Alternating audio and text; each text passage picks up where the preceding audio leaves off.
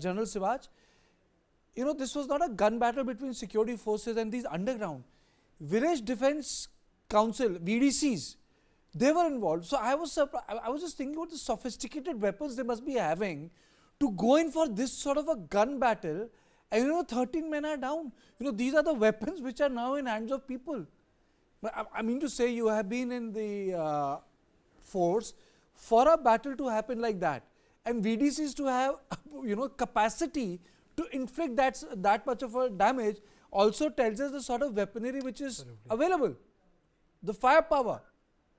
Absolutely. Kartikeya, no doubt. See, the firepower is available in Manipur to an extent that there are about 6 to 7,000 weapons which are still at large, and a lot of weapons have also come from Myanmar. So even Village Defense Council is also equipped, even a normal civilians are also equipped. These weapons have not come back.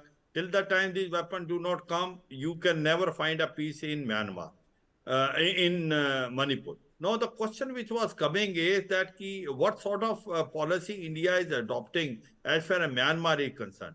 You see, this is a very complex problem. What happened is that up till 90s, we were thinking that we will support a pro-democratic movement, and Aung San Suu Kyi, which she was behind the iron bar, she will come one day. But as a nation, we lost out. And what has happened is that China has come in a big way in Myanmar, and our relationship has spoiled with military junta there. And you find insurgents group operating from that area and coming to India.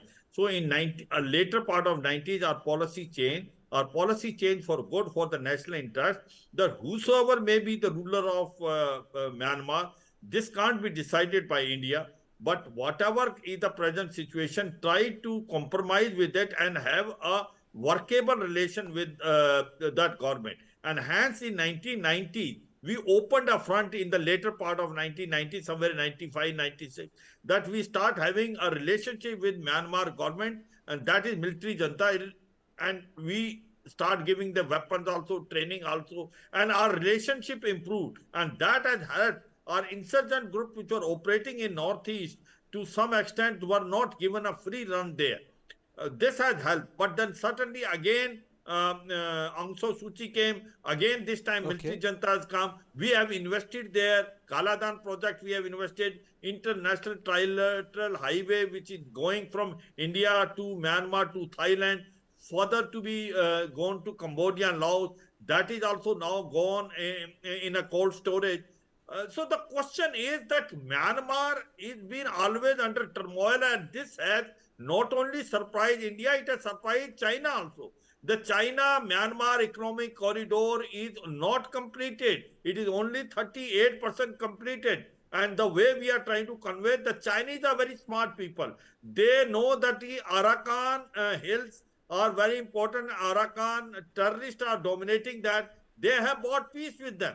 And hence they are paying some money to Arakan militant, and they are making China-Myanmar economic corridor, which is going to Kuakapu. So the question comes is, the handling of Myanmar is not an easy job. The situation is fast changing there. And now the military junta is also on a back foot because number of terrorist groups have taken over number of posts which are very close to Indian borders and also Chinese border. So the question comes, how do we handle it? On the top of that, we have a problem in Manipur itself. The problem of Manipur has started earlier than what has happened in Myanmar recently, wherein militant groups have now attacked on military junta. So this has made the situation totally complex, and it is not easy said than done. How do we go? There are two ways. There are two problems. One is internal problem, which have between the Kuki and Metis, a distress which has come. The situation is still not normal. There is a buffer zone, but still that peace is not everlasting. The weapons are still at large. There are 6 to 7,000. On top of that, what has happened in Myanmar? Myanmar is under turmoil. The terrorist group are having a heyday. They have already overtaken some posts. And the spillover of this is coming to India. Not only to Mizoram, but in Manipur. Now, the difference between Mizoram and Manipur should be understood. I was operating in Mizoram in later part of 70s, in 77, 78 and 79 in the southern part of Mizoram, which is Longley, Longtrai. Now, what used to happen there is that terms of condition which are in Manipur that you can go toward each other 16 kilometer wasn't there. So there, anyone which was coming in Indian side was considered as a terrorist, whether from Chittagong Hills, from Bangladesh, or whether it was coming from Myanmar. But Manipur has been very different, and hence it was much easier to reach some sort of negotiation with Mizo National Front, and ultimately the peace process started. I Okay. was there that time, 79, it got to 86. But Myanmar and Manipur problems are Okay. very different, and we have to now sit down and think about how do we handle not only Manipur Okay. internal problem, and how do we handle external situation between Manipur and Myanmar, and how do we maintain this relationship with Myanmar where no one seemingly seems to be in control, especially the western part of Myanmar bordering India. Okay.